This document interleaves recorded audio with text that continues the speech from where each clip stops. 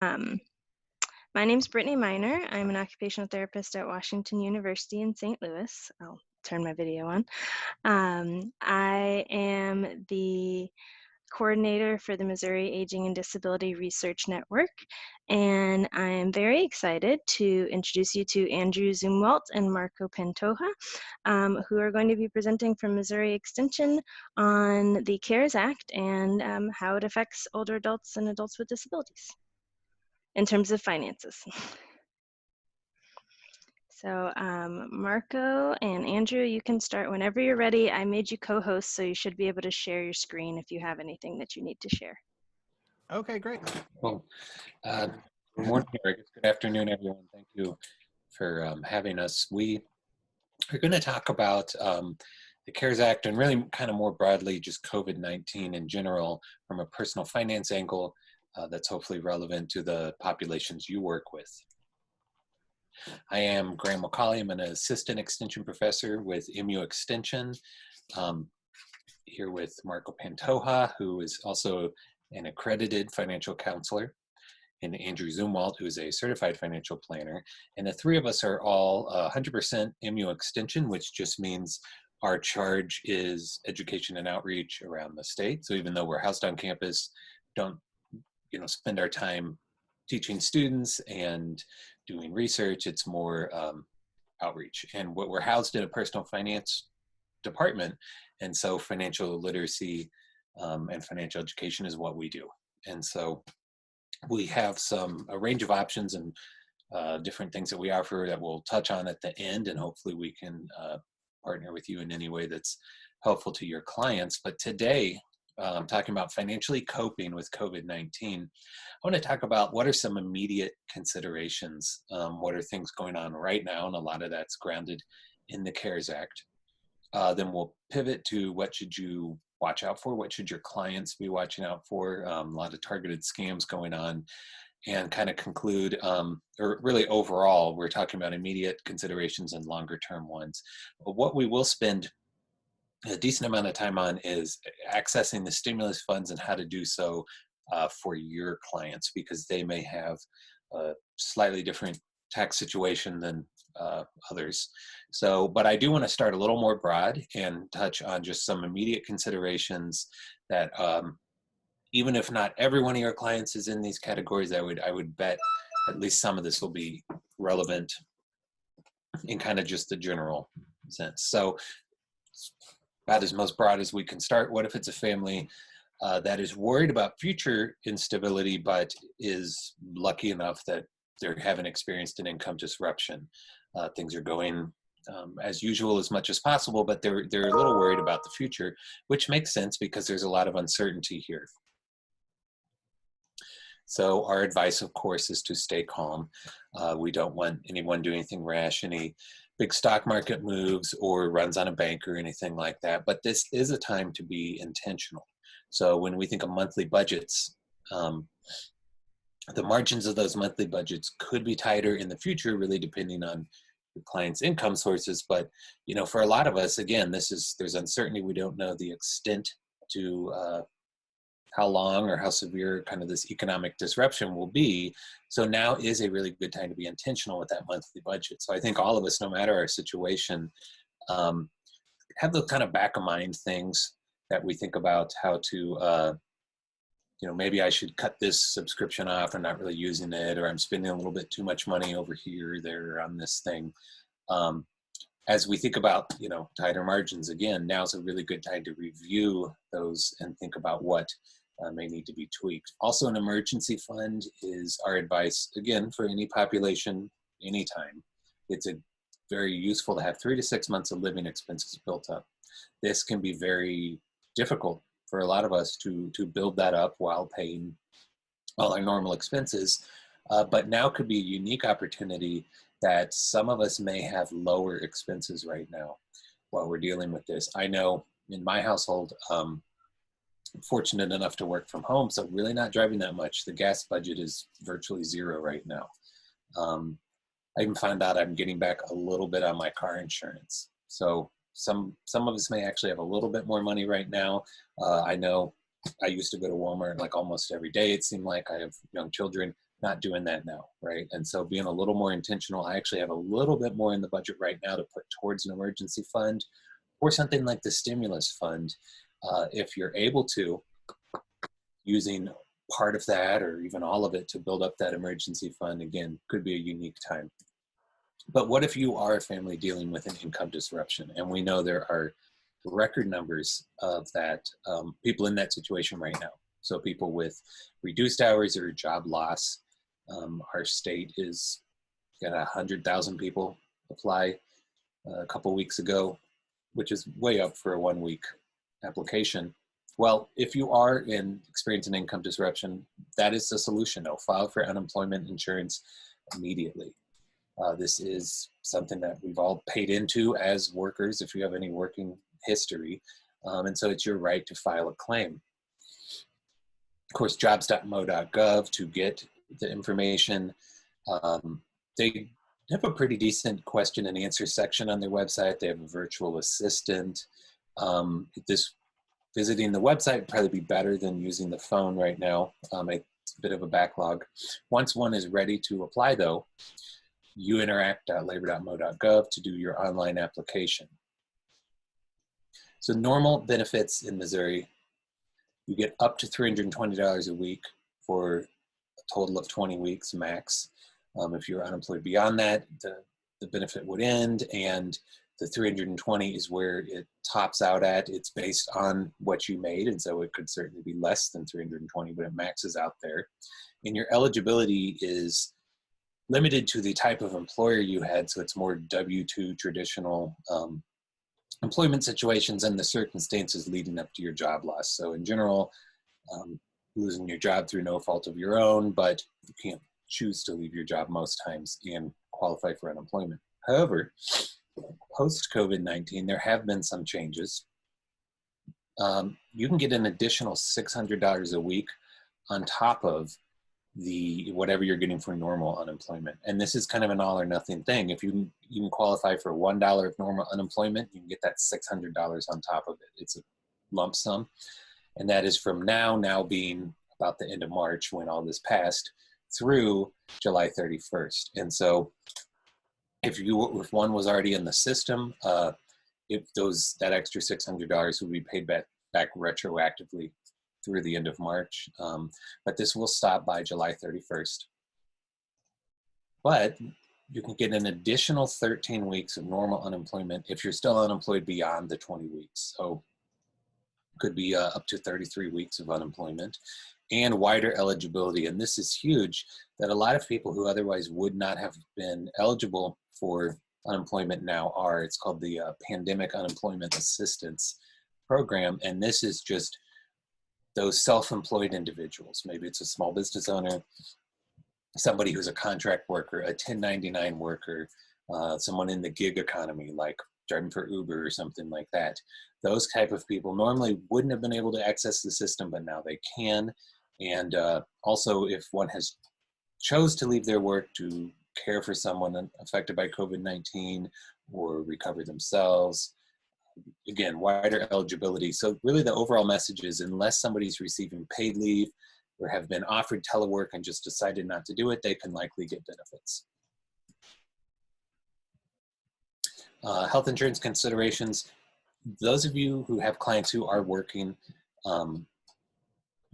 they, like most of us, I'm assuming a lot of times our health insurance is tied to our jobs for many people, and losing a job can lose that. Medicaid, I'm sure I don't have to tell you all, it's a pretty narrow eligibility in our state, but our governor did say if somebody tests positive for COVID-19, they'll get 90 days of Mo Health Net.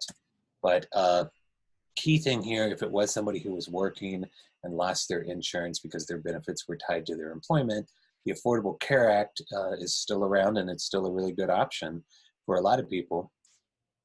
If you have job loss or you lose your health insurance for any reason, you get a 60-day window to go in there and select a plan, and it's going to be quality insurance to be listed on healthcare.gov. There's a pretty robust set of criteria plans must meet. So you're going to get decent insurance and you get help paying for it. So before taking COBRA or deciding to not have insurance, really can't stress this enough. Go spend 10 minutes and just see what you can find at healthcare.gov. If you need help, go to covermissouri.org. That is the Covers Missouri Coalition, supported by Missouri Foundation for Health. A really great group of people all across the state who can help your clients understand their options and help them with their applications. They don't have anything to sell. They're not incentivized in any way. So a lot of good nonprofits helping out through covermissouri.org. It's supposed to be standard explanations of benefits. If you go through healthcare.gov, and key point, can still get help paying for insurance. So your clients would be projecting their income based on what it will be in the future. So even if they had a decent paying job, but they've lost it, you can project out and get help paying for your insurance.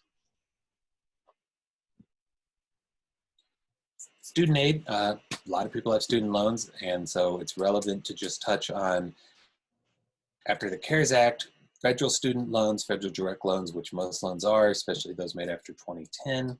This could include some family education loans or Perkins loans, but not all of them. So it's important to check with your servicer to see if your loans are eligible. Servicer just being whoever you make the payment to for the loan or whatever account you log in to view it. How's it going to affect the loans?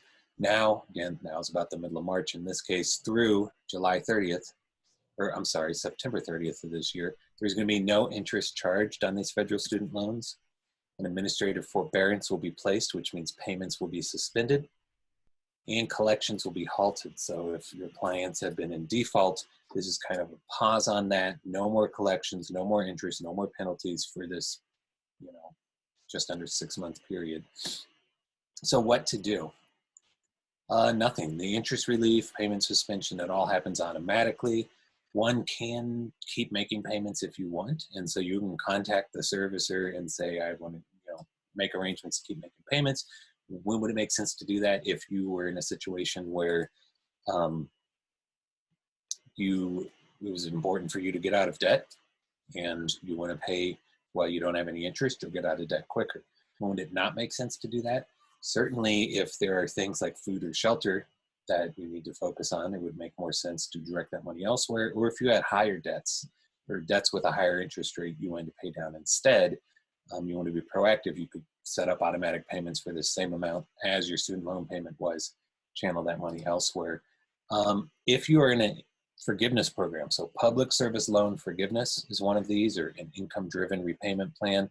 These are cases where you make so many payments and at the end of this time period, whatever's left over is forgiven. So public service loan forgiveness, 10 years of payments, what's left over at the end is forgiven. These months now that we're not making any payments still count as if you were making a payment for each of those months, even though you're not. And so if you are in one of those income-driven repayment plans, there's really no reason not to take the administrative forbearance. Studentaid.gov for more information. A couple more things before I turn it over here. Taxes. The IRS, as well as the state of Missouri, have increased our filing deadline until July 15th. If you've already filed, but you were waiting to pay, you can wait till July 15th. No interest or penalties. Housing protections. If you have a federally backed mortgage, you can't be foreclosed on right now. If your landlord has a federally backed mortgage, an FHA insured home loan, he or she cannot evict you for 120 days. And so there is a real moratorium placed on this. And there may be local things going on too. I know in mid-Missouri, where we are, a circuit judge had halted processing any evictions or anything like that. So there may be additional things where you are. HUD.gov has some information specific to Missouri as well. Finally, loans, of course, always avoid predatory loans. The interest rate on those could be 400% or 500%. And our state is especially active with predatory loans. So really consider all your options. Really anything from a bank or credit union will probably be better. And we've seen banks and credit unions step up. We've seen 0% interest, 2% interest loans. So really think of all your banking relationships before you'd ever consider predatory loan. But what's really the most immediate consideration that people are facing? These stimulus checks. Turn over to Marco. Yeah, thank you, Graham. So yeah, we're going to take a moment to talk about the stimulus checks, some of the major details that you need to know about them. and some resources that you might want to be aware of if you're trying to find out what's going on with your stimulus check, or if there's any extra information that you need to give the IRS to get your stimulus check. So with that, we'll go to the next slide. So the stimulus check is a cash payment that is for just about everybody. There are certain exceptions, and it'll be probably a pretty small portion of the population that gets excluded because of this.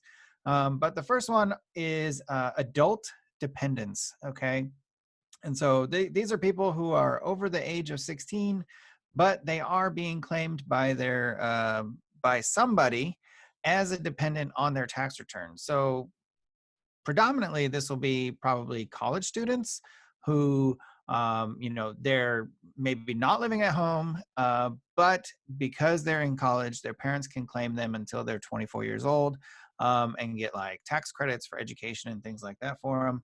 So those people, the college students, will be excluded from receiving any amount of money.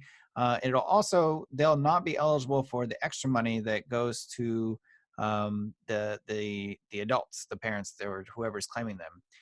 Another group that this would also affect would be aging adults who are in the care of their grown children. And so if you have adults who are taking care of their parents and claiming them as a dependent for tax purposes to get a tax credit for that, then those adults, the adults that are claimed as the dependent, will not be eligible for stimulus. They will not be eligible for stimulus, and they also won't count towards the extra $500 for the tax filer. Now, the last group, another couple groups, are non-resident aliens, so people without Social Security numbers, and then filers with high incomes. So there are income limits, and it's all based on how you file your taxes. So if you're a single filer, your AGI, your adjusted gross income, can be up to $75,000. As long as you're a single filer with an AGI of less than $75,000, you can expect to get the full amount of the check, which we'll talk about in just a second. If you're a married filing jointly, then the income limit for both people is $150,000. If you take those limits and you go beyond them, at that point, the stimulus check starts shrinking until it eventually reaches zero. So if you're earning over $75,000 as a single or $150,000 as a married, your stimulus check will be reduced at a rate of $500 per 100 over. So next. So how much is it? Well, $2,400 for couples, and that's because it really is $1,200 per adult, right? So if you file your taxes married filing jointly, then you will get $2,400 to the household or the bank that was on that tax form. If you file as a single or head of household, then you'll get $1,200. In addition to that, there is $500 per child. And this uses the child tax credit rules. So the child has to be under the age of 17 at the end of 2020 to be eligible for this credit. So basically 16 and under during 2020, you get $500 extra, and there's no limit on the quantity of children. So next. So when will it arrive? So the IRS has possibly your bank information or your address, and it's based on your 2019 or your 2018 tax returns, or if you're receiving Social Security benefits, railroad benefits, Social Security disability, veterans benefits, things like that. Basically, if you're receiving any kind of public benefit, the IRS pretty much has your information, and they're going to be able to get your stimulus check to you. If they have banking information on hand for you, then they're going to direct deposit it. They're just going to send that money. And a lot of us have probably already seen this money showing up. If you don't have direct deposit information on hand, then you'll probably get a check. Okay. And I'll talk about a tool to help expedite that here in a minute. So yeah, next. All right. So what do people need to do? most of us have to do nothing. Okay. So again, if you filed in 2018 or you filed your taxes in 2019, the IRS has your information for you.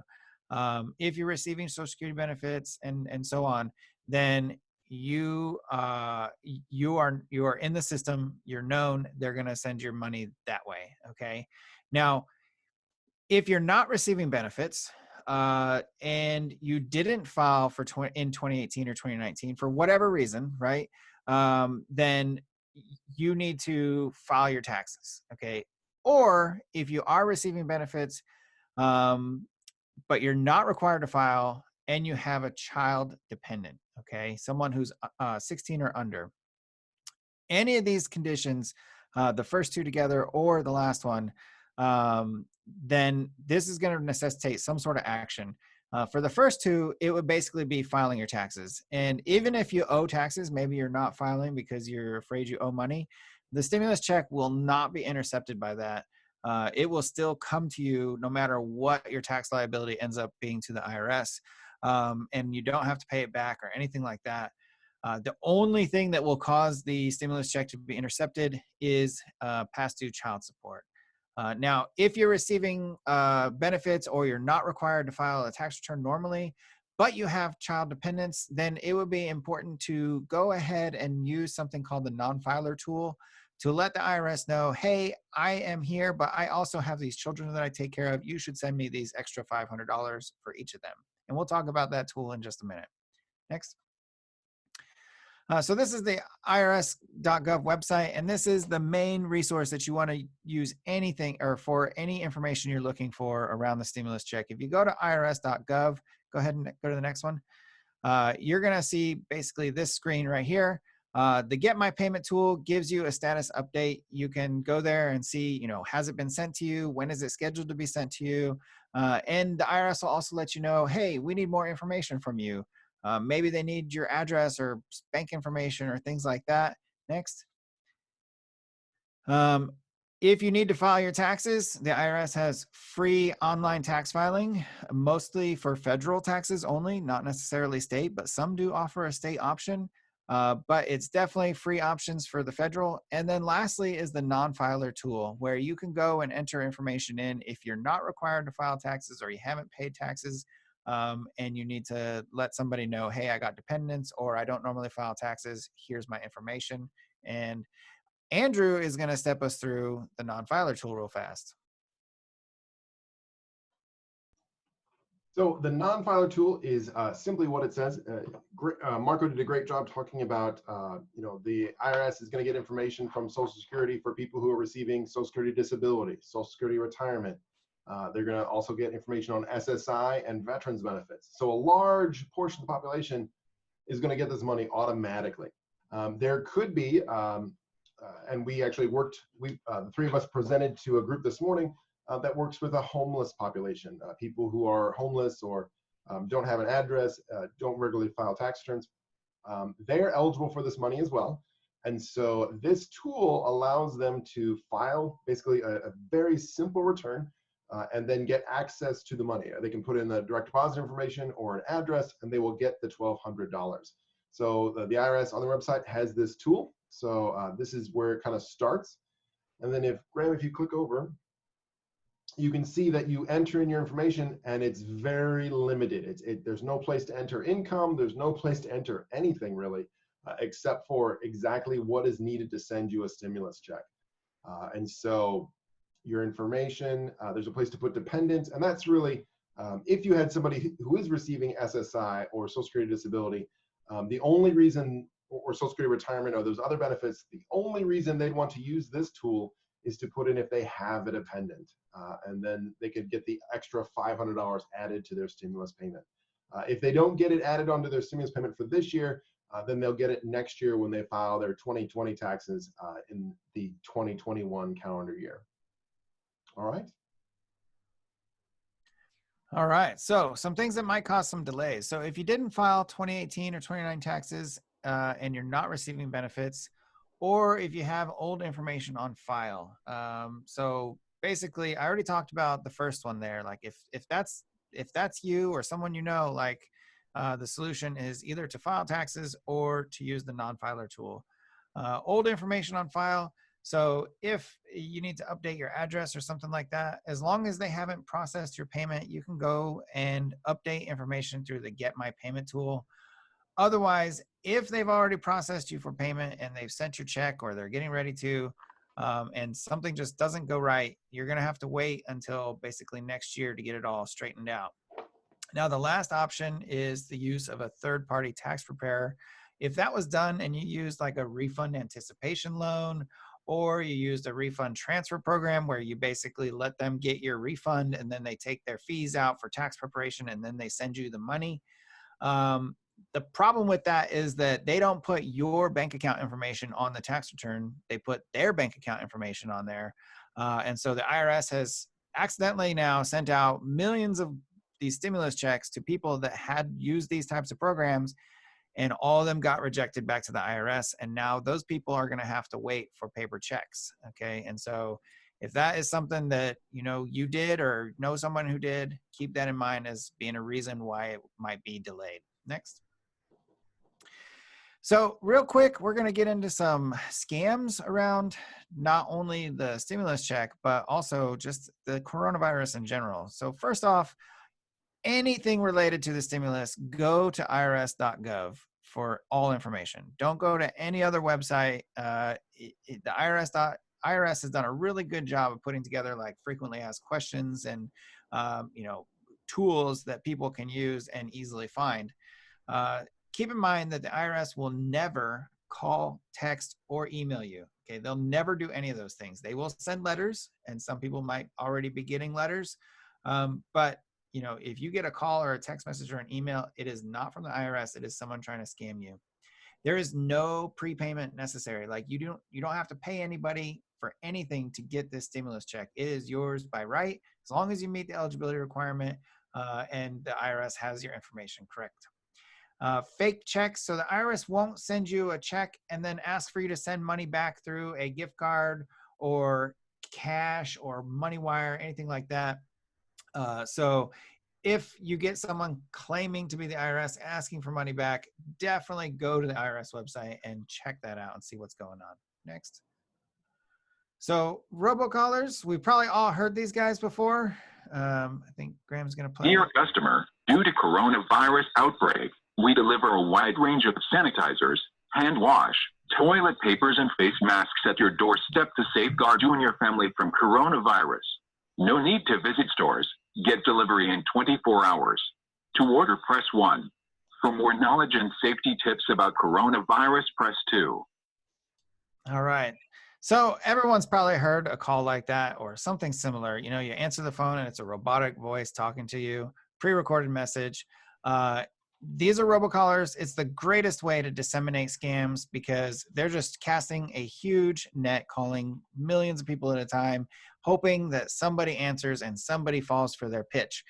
So when a robocaller calls, just hang up. Don't press any numbers. Don't engage with them. By doing so, you actually put yourself in their system, letting them know, hey, this person is there. Let's call them some more. Okay, so completely ignore robocallers. Next. Fake corona cures, so things like herbal remedies, essential oils, colloidal silvers, none of these have been proven to be effective in treating, curing, preventing coronavirus. So the FDA has issued several warning statements to several companies that were making such claims and told them to stop or they're going to take them down. So keep that in mind if anyone is trying to sell you anything that says, hey, we can treat this and prevent this. And you know, it may not be guaranteed. It's probably not guaranteed actually, because right now there isn't anything on the market according to the FDA, or at least not FDA approved. Next. So phishing, another big tool and a huge way that people try to steal information from you. This is when you get like a fake text or a fake email. It looks like it's from a legitimate source and they try to get you to click on something and to enter personal information. Graham, can you go to the next slide? So this is an actual example that just made its way through MU. And it was basically, it looks very much like it's a Microsoft email. They're, hey, we're Microsoft.com. We're security. click here to secure your account. If you do that, it's going to ask you to enter your credentials. And then once you've done that, then whoever it is, they have your login information and they can use that and go test and see if it can be used elsewhere. And if you're one of those people that uses the same password on all your websites, well, now they got your password and username for all your websites. Next. Undelivered goods. So there are a lot of fake online stores out there right now during coronavirus trying to sell things that nobody else has in stock. If nobody else has them in stock, how do they have them in stock? And really, they don't. They're just trying to get your money and then run off before you realize it's too late. So if you're doing business with an online store that you've never done business with, make sure you check it out. Make sure you do some research, check for reviews, and definitely shop with a credit card, because if things go wrong, you can always take that problem to the credit card company and they'll help you resolve that problem. Next. Lastly, fake charities. So charities are something, that are popping up everywhere. People want to help out. People want to feel good and support their, fellow man. So keep an eye on charities that are making claims that sound, really nice, but they don't have any evidence to back up anything that they're saying. Maybe they're using names that are really close to other well-known charities. So again, just do some research and never give money to a charity that's asking for a donation by gift card, money wire, or cash, because if you do that, that money is gone. You're never going to see it again. And you should definitely be suspicious of anybody who's asking for money like that. And that leads us to Andrew.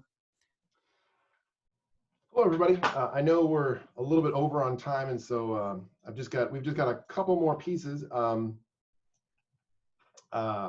There is a new charitable adjustment, and this may not be for your client specifically. We wanted to kind of insert some pieces that may apply to you, or if you're working for a charitable 501c3 and you do solicit donations, there is this new tax adjustment that you can put on your tax return for giving to charity.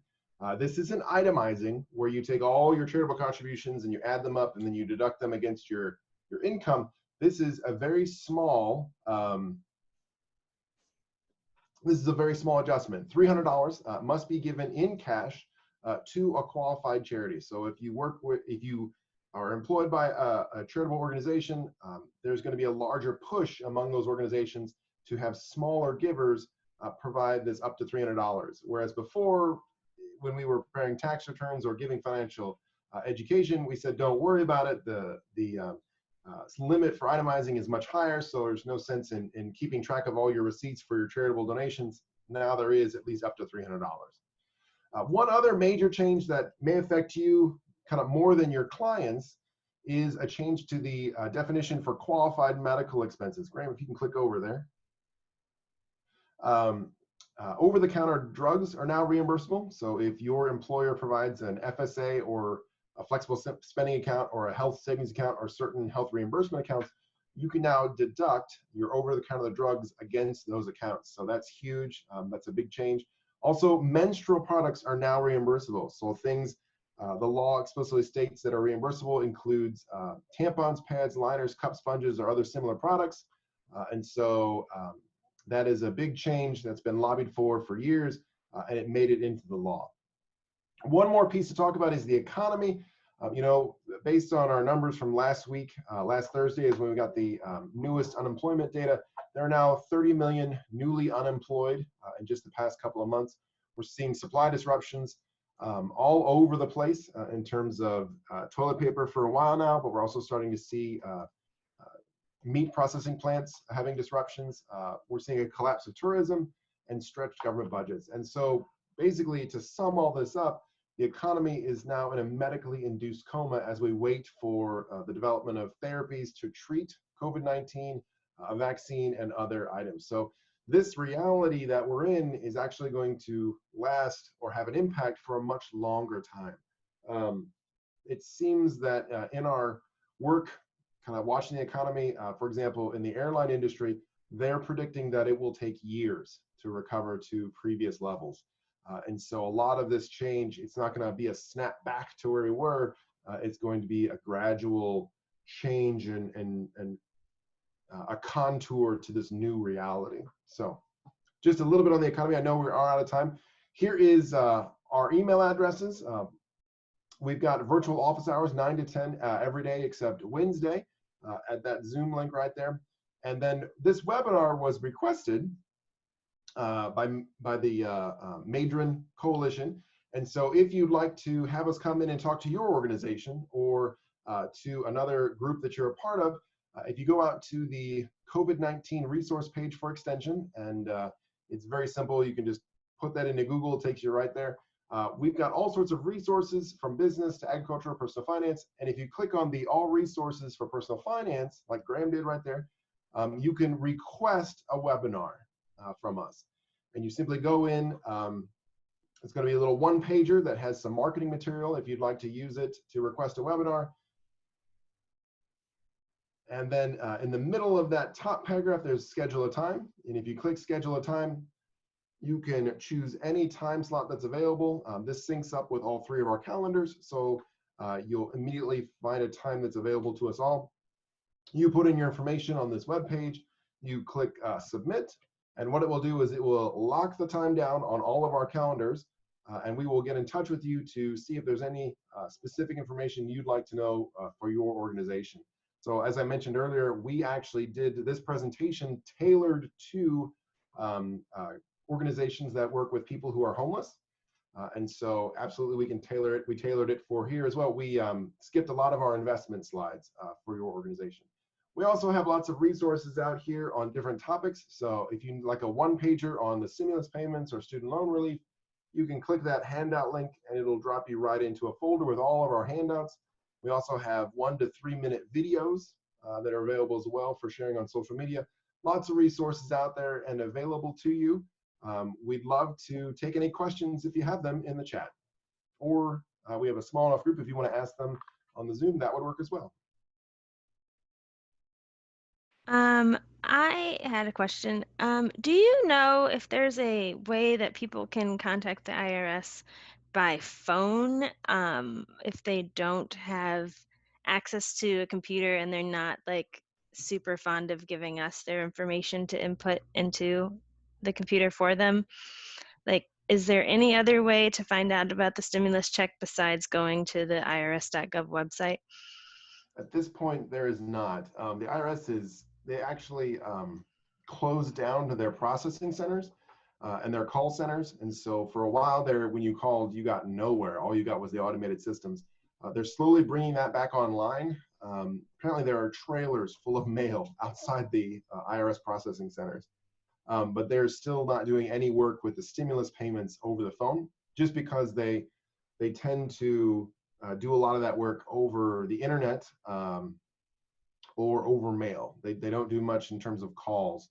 And so I'm aware of no option for the stimulus payment to be directed via the phone. It has to be done over the internet using the Get My Payment tool or the non-filer tool. Okay, thanks. Sorry. No, I mean, it was a very worthwhile to know. Oh, it looks like somebody's wondering whether there's a geographic limit to who you'll give webinars to. No, we could definitely do that. You know, we'd have to obviously remove, we got a few Missouri references here and there that we could take out, but I think the bulk of the information is pretty universal. So. Okay. So it looks like, Veronica, if you want to go to their website or email, you can go to their website to schedule it directly. But if you have any specific questions about things you want to tailor, you can shoot them an email, it looks like, maybe. Looks like we have a question from Megan. Are there any guidelines for estimating income with regard to healthcare.gov? It's all done through the tax system. And so if one would be predicting, if they were to go in right now, what their 2020 income would be. So you could look back, obviously, on your income, and this is modified adjusted gross income is what it's based off of. And so in light of not knowing specifically when one may return to work, if it were me, I would just, you know what you've earned to this point. You know if you're getting unemployment or not, or something to include there. The pandemic, the stimulus payments will not count as income. Your unemployment would. You could get a decent estimate of what you have made in 2020 and what you're currently getting, and then beyond that, you can leave it as no income to kind of get that yearly amount. And then if you were to get a job, you could just go back in and update it. You would want to not, let's say you update it now and you put it in as if you're not making anything for the rest of the year, and then what happens is you would get, let's say you got a job in June or something, you'd want to go back in June and update that so it's accurate, because if you didn't and you just left it as you weren't making anything, when one files their taxes in 2021, looking back on 2020, if you made a lot more than you said you were going to make, you may have to pay back some of that premium assistance. And so definitely go in and say what your current situation is, but if it changes, go back in. And Graham, if I could add on to that a little bit, the one time I've seen where estimated income will sometimes be a shock is that all of the Social Security that one receives is included in the income calculation for the premium tax credits. So if someone is receiving Social Security and usually they don't have any of their Social Security be taxable, that will be included in the calculation. And so that can be a shocker if people haven't input that into the healthcare.gov when they estimate their income. Sounds good. I don't see any other questions in the chat. Did anyone else have any questions for them?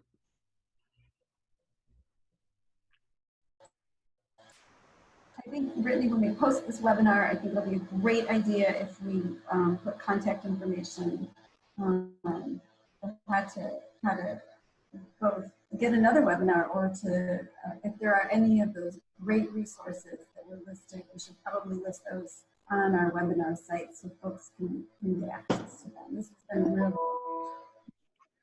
Okay, that sounds like a good idea. Yeah, we'll send along a little one-pager with some of these links and descriptions, as well as how to get a hold of us. Thank you. Well, thank you so much. We really appreciate it. I think there was some really valuable information for everyone in attendance. It doesn't look like there's any more questions, so we may be able to close out.